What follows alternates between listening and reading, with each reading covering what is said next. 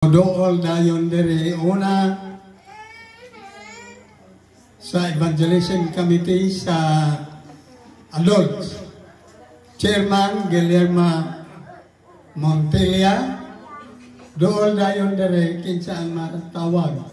Assistant Chairman Bibilita Albarello. Secretary Jacqueline Hermano. Unya PIO si Bobong Hermano o si Boy Montilla. O sayo o GLCM Chairman si Daniel Noya o Assistant si Alexie Labadan, Secretary si Mary Grace N.M. Eber.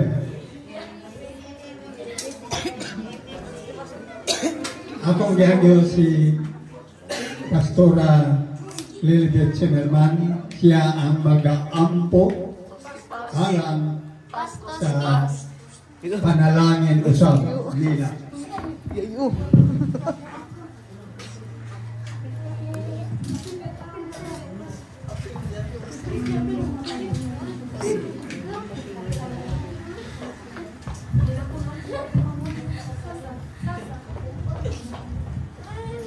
Let's pray.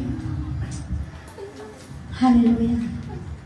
It's our hands up. Your hands upon them. Hallelujah. Oh, Abba Father, Abba Yahu, Yeshua Adonai. Lord, salamat Lord. Hallelujah. Sa mga officers, Lord, sa Jesus Love and Care Ministry, O God. Lord, salamat Lord sa mga ginagamit mo Lord sa ministry ito Lord.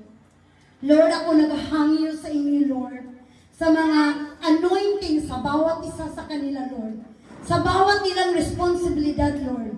Sa pag-atiman sa mga kabataan. Lord, ang lahat Lord. Akong gitugyan kanimo nga give them wisdom O God. Anointing to them.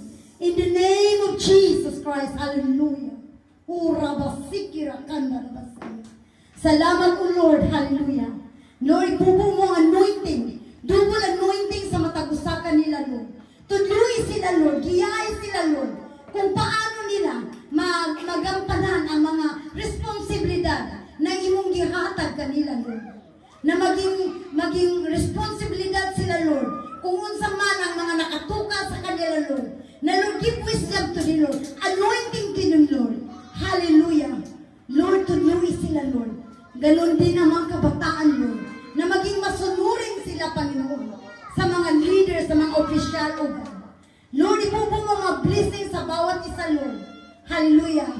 Si Sir Giling lahat, Lord. Hindi ko man sila matandaan ang mga name nila. But you know their names, O God. Thank you, Jesus. Thank you, Lord. Lord, pray Pastor Joel, O Lord.